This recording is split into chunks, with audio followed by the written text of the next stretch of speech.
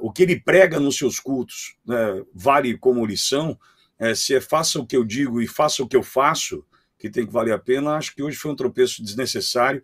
Pastor Silas Malafaia concedeu uma entrevista à Globo News reiterando os ataques que ele fez a Jair Bolsonaro no começo da semana, naquela entrevista à Mônica Bergamo, e hoje ainda tivemos um outro episódio muito desagradável envolvendo o Pittoli. O Malafaia enviou um áudio ao Alexandre Pittoli, que exibiu esse áudio na íntegra e rebateu lá na Auriverde Brasil. Aliás, se você não viu isso, corre lá no canal da Auriverde, você vai poder ver depois, quando terminar o Bradock, exatamente do que a gente está falando aqui. E para começar a conversa, a gente vai trazer aqui a fala do Malafaia na Globo News. Veja só o que o pastor disse na entrevista à Globo News. Pastor, boa tarde, Ana Flor aqui em Brasília. O senhor, inclusive, cita nessa conversa com Bolsonaro duas passagens bíblicas bastante fortes. Quando Jesus entra em Jerusalém, o povo aclama, e depois, quando o próprio povo pede para que ele seja crucificado. O senhor cita isso na conversa com Bolsonaro. Quer dizer, nessa meia-culpa que a direita está fazendo, já existe uma visão de que o ex-presidente Bolsonaro ajudou, de certa maneira, a rachar a direita. Ele sofre já críticas. Também é nesse sentido essa mensagem que o senhor manda ao ex-presidente? Ana Flor, quero ser honesto com você. Não tem direita rachada. Anote o que eu estou te falando. Não tem direita rachada. Onde não existe controvérsias de opinião, eu fico com medo. Eu fico com medo. O que está acontecendo? Todo mundo é igual gado que não pensa, que não para. Não. A direita não está rachada. A direita vai junta contra qualquer cara da esquerda. A direita vai. Não adianta agora bolinhos, paz e amor para convencer evangélicos e o eleitorado que não pertence a essa bolha de Bolsonaro. Não vai adiantar. Sabe por quê? Lula, ano passado, no Foro de São Paulo, deu uma declaração que é o pensamento da esquerda. Está aí para todo mundo, está na internet. Ele declarou em alto e bom som. Tá? Ele disse aquilo que historicamente combatemos: costumes, família e pátria. Então, bolos à esquerda, PSOL, isso é histórico. Então, o povo vai fazer uma escolha. Se você é contra costumes, se você é contra a família, se você é contra a pátria, vota em Boulos e na esquerda. Se você é a favor de costumes, da família e da pátria, vota na direita. A direita não está dividida. Ela vai junto, unida. Onde tiver direita e esquerda, nós vamos estar tudo junto. Certo? Agora, isso tem que acontecer até para a maturidade. Porque quando você tem um líder forte, como, por exemplo, Lula na esquerda e Bolsonaro na direita, que são lideranças fortes, eles precisam de crítica, até para melhorar.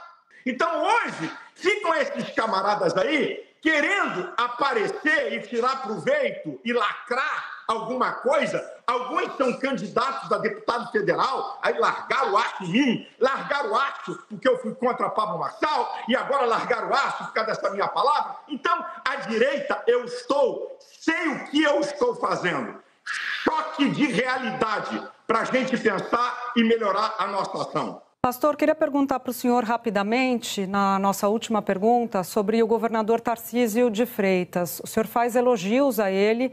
Eu queria saber se o senhor o vê como o nome que deve disputar a presidência da República em 2026, ou se o senhor acha que a unidade deve ser em torno de Bolsonaro, que está neste momento inelegível. Bem, que pergunta bacana e interessante, Júlia, você está fazendo.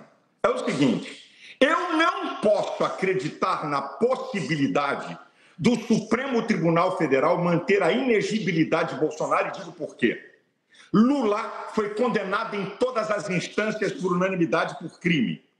O STF, por 6-5, não deu habeas corpus a ele, então condenou. Depois dele preso, os advogados entraram no STF e a segunda turma não liberou ele. Depois, então, Fachin, cabo eleitoral de Dilma, deu uma canetada a favor dele e todo mundo acompanhou. Agora vamos lá. Inegibilidade de Bolsonaro, sustentada em duas coisas. Número 1, que ele reuniu embaixadores para falar contra a santa, imaculada, idolatrada urna eletrônica. Primeiro, que é prerrogativa do presidente convocar embaixadores. Segundo, e essa aqui é interessante, uso do poder político e econômico no 7 de setembro. Quem pagou o trio fui eu. E o 7 de setembro não foi feito no mesmo lugar da parada. Então, o Supremo Tribunal Federal, se mantiver a inexigibilidade de Bolsonaro, o Supremo Tribunal Federal virou partido político. Porque se Lula, condenado por crimes com sobejas provas, foi liberado, então Bolsonaro não vai ser? Então essa possibilidade é zero. Porque eu tenho certeza que o senso crítico de justiça dos ministros do STF vão liberar Bolsonaro. E Bolsonaro liberado, eu, Tarcísio e tantos outros vamos apoiar ele. É essa a questão. E olha, foi mais ou menos nessa tônica a fala do pastor Silas Malafaia no ataque que ele fez hoje ao Pitoli lá na Ouro Verde, se gabando de estar dando um choque de realidade na direita. E eu queria que você falasse um pouquinho mais para a gente, Pitoli, sobre isso. E conseguiu entender, afinal de contas, as motivações do Silas? Por que a gente teve esse episódio tão desagradável? Por que ele dirigiu aquelas palavras tão grosseiras para quem perdeu? Nem vou entrar no mérito. Conseguiu entender, Pitoli?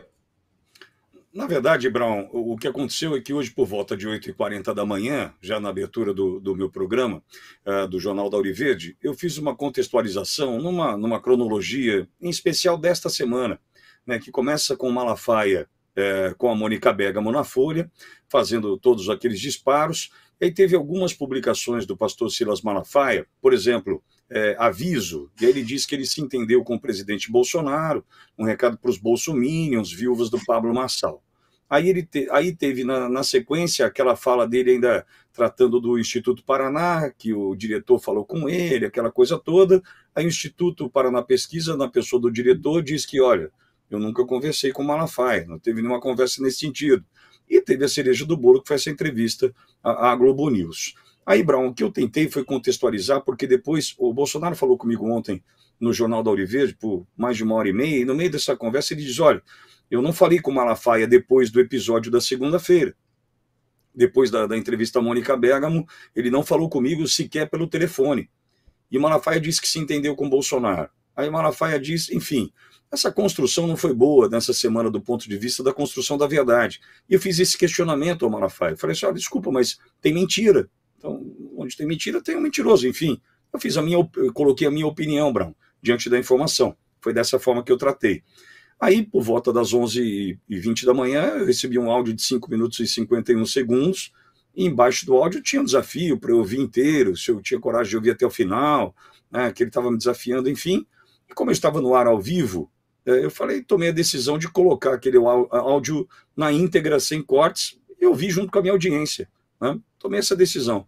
E ali, o que me assustou foi a postura, né? A postura do Silas, porque eu não vi postura de pastor ali, né? Foi a postura do Silas, o pastor eu não vi. Aliás, eu peço para que ele reveja os seus conceitos do ponto de vista dos ataques que fez. Não a mim, viu, Brown? Eu sou um velho já estou com o couro grosso, mas, poxa vida, atacou um garoto de 22 anos, né, um garoto que eu considero uma espécie de extinção, assim como você, Brown, começou garoto também, né, que tem o teu sucesso, já conquistou os teus prêmios. O João Victor Teófilo, que trabalha comigo, é um garoto de 22 anos, né, atacado, ofendido, enfim. Então, acho que, na verdade, Brown, o que sobra disso hoje para mim em especial, a gente tentar entender esse ataque, um ataque desmedido, um ataque vil, desnecessário. Só que eu vou para a paz. Se fosse por mim, Brown, vou pro pau, vou até o fim, sabe? Quer me desafiar, praça pública, sabe? Bang bang italiana. Por mim, tudo bem. Mas eu preciso pensar em alguém que está sofrendo ataques desmedidos, né, e descontrolados desse cidadão já há algum tempo, que é o próprio presidente Bolsonaro. Então, em nome do presidente Bolsonaro, eu tomo uma decisão que é de aquietar, tentar buscar, não simplesmente esquecer o que aconteceu, mas acho que mostrar para o Silas o seguinte: você está com uma postura que questiona o presidente Bolsonaro dentro de um território que eu não considero um território, né, amigo, que é a Folha de São Paulo com a Mônica Bergamo, né, e agora quer me desafiar para, em algum momento, o Bolsonaro ter que se posicionar. Em algum momento, o Bolsonaro tem que falar, não, eu penso assim, eu penso assado, o Malafaia está certo, o Pitoli está errado. Nem sei se isso, né, chegaria a esse ponto, mas, enfim, entendo eu que o meu papel agora é dizer assim, Malafaia, valeu. Não vou entrar em desafio, não vou entrar em bang-bang, não vou entrar em duelo, que eu acho desnecessário, mesmo porque a gente tem algo a preservar, que é a direita no Brasil. Agora, o que ficou para nós é um pastor que usou das palavras que o pastor Silas Malafaia usou, viu, Brown? E olha, você está recebendo aqui, ô Pitoli, o carinho da nossa audiência, estava lendo aqui algumas das mensagens no chat e em peso uma onda aí de solidariedade, de mensagens positivas em direção a você, Pitoli. Receba aí todo o carinho do nosso chat, faço questão de transmitir isso. Constant, queria te ouvir também sobre esse episódio. Bom, em primeiro lugar, vou prestar também minha solidariedade ao Pitoli, que foi alvo de ataques raivosos, né, do pastor, que deveria levar mais em consideração, na minha opinião, o maior legado de Jesus Cristo, que é a caritas, né, a caridade. O pastor anda muito raivoso, né, e não sei, atirando para tudo que é lado. Eu acho que ele devia realmente parar um pouco e deixar a poeira baixar. Ele atacou o Nicolas Ferreira, por exemplo, quase de forma gratuita. O Nicolas é uma jovem liderança da direita no país, um ativo, né, um patrimônio da direita no Brasil, e que foi fundamental para as eleições municipais, rodando o país, assim como o próprio Bolsonaro, inspirado pelo Bolsonaro, que foi muito importante também. Então teve ali uma rusga por conta de São Paulo, que realmente o partido meio que forçou a barra para o Bolsonaro escolher um cavalo manco de esquerda. Ninguém se empolga com o Nunes. Agora que só restou o Nunes ou o Boulos, não tem a menor dúvida que todo mundo tem que ir no voto anti-Boulos. Eu não vou ficar dando uma de isentão e voto Lulo, né? Mas antes havia uma possibilidade, pelo menos, de criticar essa postura. E o mesmo Silas que acusou o Bolsonaro de ser um líder frouxo nesse sentido, covarde, e dividir a direita, estava levando esse tipo de recado para Mônica Bergamo, a amiga do Dirceu. Né? Então, como assim? É incoerente. É muito incoerente a postura do pastor. Acho que essa questão do Marçal realmente dominou as emoções do pastor Silas Malafaia, turvando um pouco a razão, digamos assim. O Marçal alugou um triplex na cabeça do Silas Malafaia, que ficou dia e noite obcecado em bater no ex-coach, né? Enquanto que a discussão do Brasil era outra. E de novo, né, a premissa que ele coloca ali, para não responder exatamente a pergunta, é de que o Bolsonaro vai ser tornado elegível novamente, que ele acredita no bom senso, senão o Supremo virou um partido político. Bom, eu tenho mais notícias para isso. Ele já é um partido político há muito tempo, eu não tenho essa esperança que ele tem, e eu acho que ele também não tem muita. Então ele está dizendo isso para dizer que, não, claro que se fosse o Bolsonaro, eu disse que apoiaria, mas vamos de Tarcísio.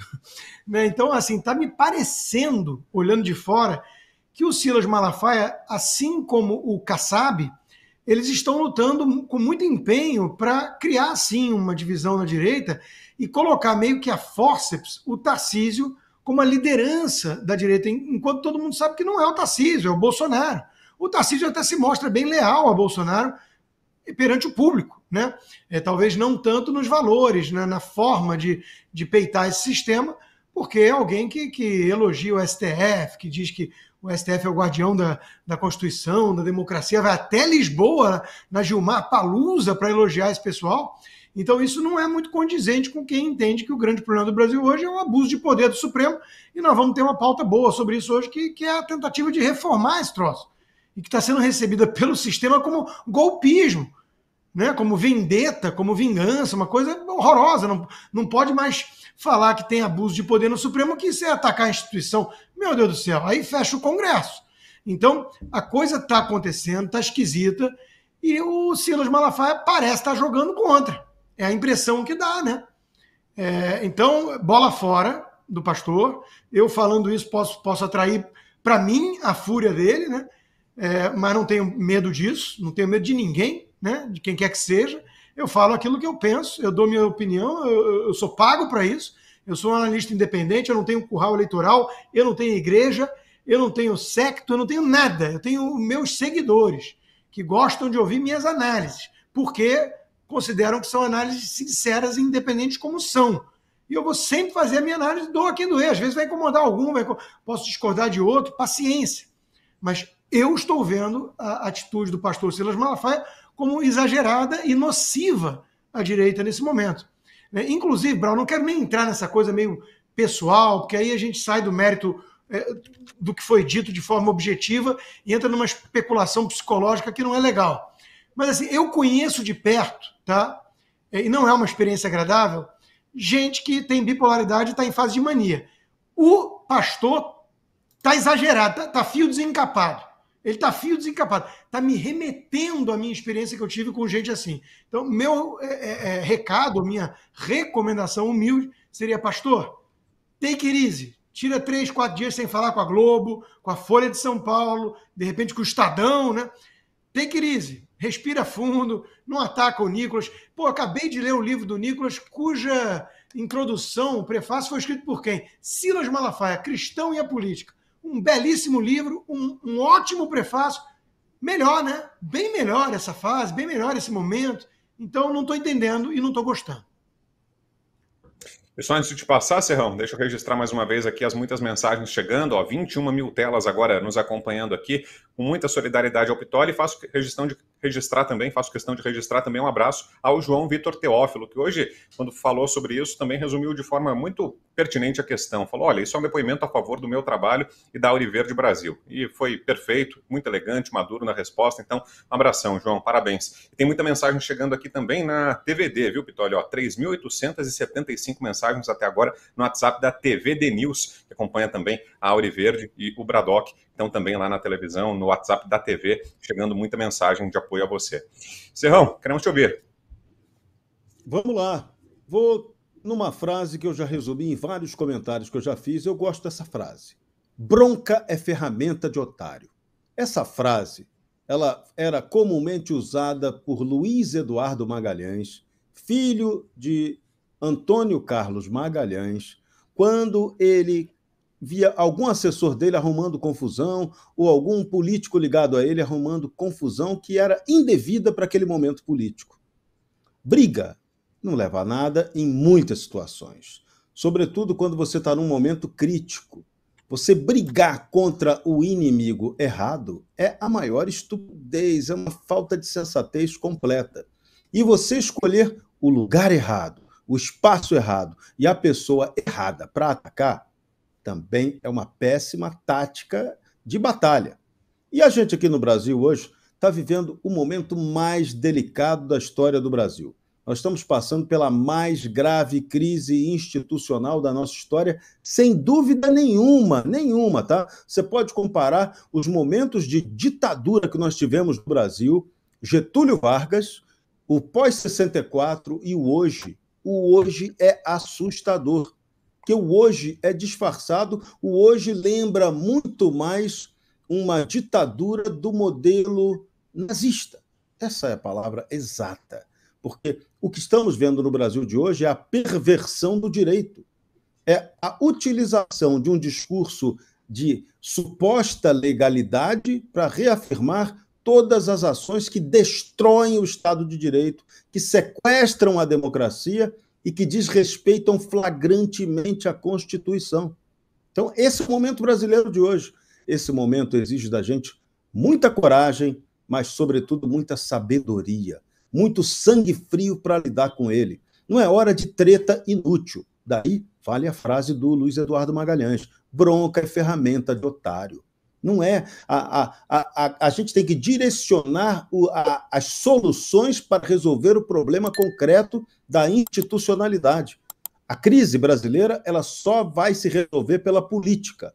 Se a gente não souber fazer política, essa crise vai arrebentar com todos nós. Então, foi muito importante a postura sensata e serena de Jair Bolsonaro. Bolsonaro já até brincou, ironizou. Meu posto Ipiranga só tem água, não tem gasolina para botar fogo nessa história. E ele não alimentou um fogo que poderia causar um incêndio de proporções romanas. Nem o Nero ia causar um incêndio com a proporção que quase foi causada essa semana com essas declarações do pastor Silas Malafaia. Foi num contexto ruim, num espaço indevido, não é ideal que você utilize o espaço do inimigo. Ali não é adversário político, é inimigo. A mídia inimiga, você utilizou o espaço da mídia inimiga para fazer um comentário. Ah, mas eu tinha que chamar a atenção. Tá, você está certo. Eu até comentei isso com o Pittoli, numa situação, a gente conversa muito fora de bastidor, eu comentei com ele: ô Pittoli, O Bolsonaro, todo mundo pode ter crítica a ele, mas eu sempre adotei um procedimento em relação ao Bolsonaro. Antes de fazer qualquer crítica pública ao Bolsonaro, pensa 50 vezes nos caras que fazem 50 vezes mais besteira do que ele. Você vai encontrar um montão. E aí você chega à conclusão, opa, melhor não falar do Bolsonaro não, que tem gente fazendo caca muito pior. Crítica ao Bolsonaro, quem tem que fazer é quem está na luta política com ele, ao lado dele. A gente, mídia, imprensa que quer construir um Brasil melhor, não tem que atacar a pessoa errada. A gente tem que atacar instituições que não estão funcionando normalmente, como estão tentando dizer aí que estão. Não estão. Tanto que elas merecem ser criticadas e precisam ser revisadas, atualizadas. Eu gosto de lembrar sempre, quem tem o poder originário é o povo. O povo é aquele que tem a capacidade de modificar, alterar e fazer as instituições. Então nós estamos num momento agora em que o povo brasileiro está acordando e esse povo quer, de novo, democracia no Brasil. A gente não pode ficar com a democracia sequestrada como a gente está hoje do país. Então é hora de inteligência estratégica. Não é possível que alguém que tenha o conhecimento que tem o pastor Silas Malafaia de vir a público fazer essas críticas tão abertas em função de um momento eleitoral nervosíssimo, que ainda estamos nele. Ainda temos um segundo turno para decidir até o dia 27 de outubro. Então não é hora desse tipo de conflito, é hora de ter calma. O fenômeno Pablo Marçal apavorou muita gente, encantou muita gente, mas agora decantou.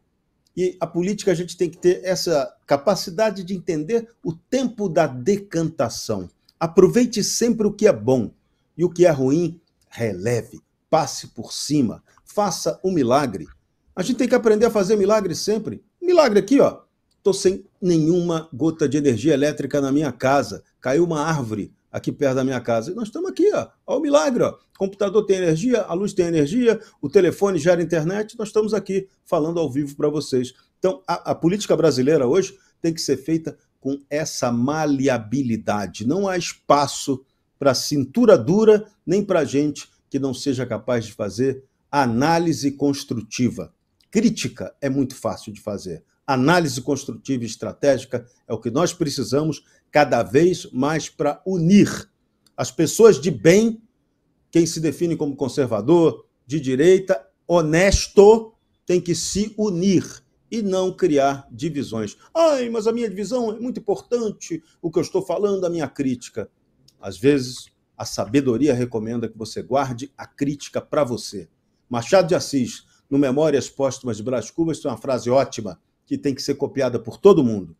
Há coisas que melhor se dizem calando. Então, tem horas que é melhor o silêncio do que falar besteira. Perfeito, Serrão. Muito bom. Vitoli, algo mais para a gente se despedir? Não, Brown, só agradecer a oportunidade de estar aqui e dizer que o nosso trabalho segue. Acho que o Consta colocou muito bem, não tenho medo de nada, de ninguém, a gente só trabalha com a nossa opinião e é a partir dela que a gente vai seguir adiante. Né? A Auriverde tem esse papel nas manhãs do Brasil, tem cumprido com o seu papel, entendo o posicionamento do pastor Silas Malafaia, só pediria que ele entendesse que esse não é o caminho para ninguém, né? Nem no desafio, nem no ataque. Eu acho que se de fato tem amor, se de fato tem o que ele prega nos seus cultos, né, vale como lição, se é faça o que eu digo e faça o que eu faço, que tem que valer a pena, acho que hoje foi um tropeço desnecessário e, repito, em nome dessa estabilidade que a gente busca, da união que é necessária, essa história acaba por aqui. A única questão é que ele acaba atacando na família Auriverde, Brown é muito pequena, nós somos 15 pessoas ali, 15 pessoas da dona Adelaide do café, a Roberta do administrativo, nós somos 15, cara. E aí pega um garoto de 22 anos, um guerreiro, um batalhador, e vai atacar o cara, me ataca, tudo bem, faz parte, mas atacar o João aí, mexer com o filho, Brown. Foi a sensação que eu tive, mexeu com o filho meu.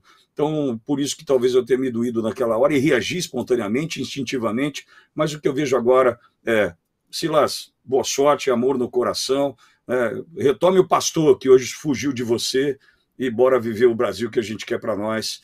Sabe-se Deus como a gente vai encontrá-lo depois dessas discussões desnecessárias que a gente tem vivido essa semana.